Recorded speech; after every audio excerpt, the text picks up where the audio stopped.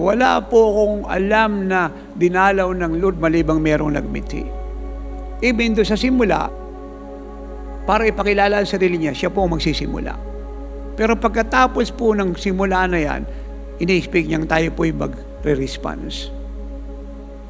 Halimbawa, ang Lord ang gumawa ng paraan para i-reveal ang sarili niya kay Moses. Do you get that?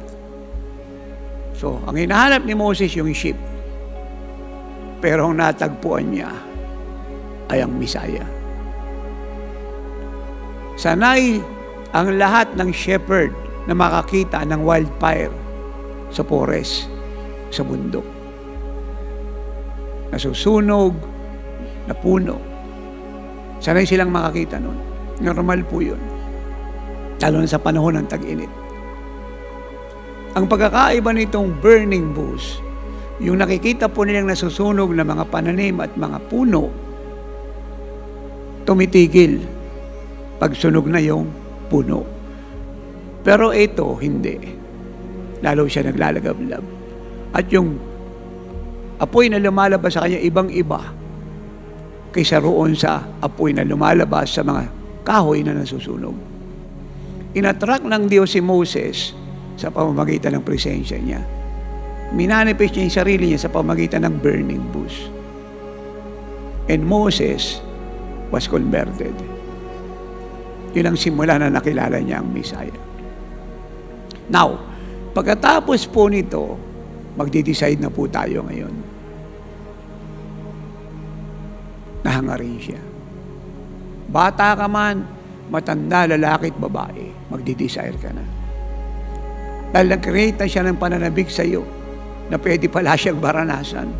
Yung Diyos na hindi pinaniniwala ng agnostic, atheist, terrorist, satanist, at lahat ng occultic person ay pwede palang maranasan. Buhay pala, nakakausap. May pakiramdam, nagsasalita. At bunga ng karanasan ay magugutom ka. Magpapasya ka na ngayon na hanapin siya, hangarin siya.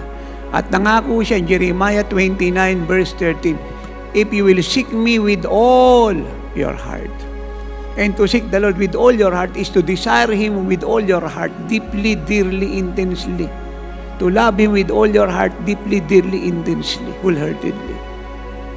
If you will seek me with all your heart, and then you will find me. Masusumpungan mo siya. Amen.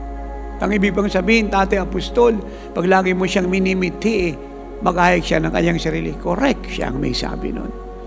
At kung bakit di siya matagpuan ng marami kahit tumatawag sa Lord, nagpipray, hindi naman nila hinahanap ang Diyos ng buong puso. That's number one. Ikalawa, messy yung puso nila.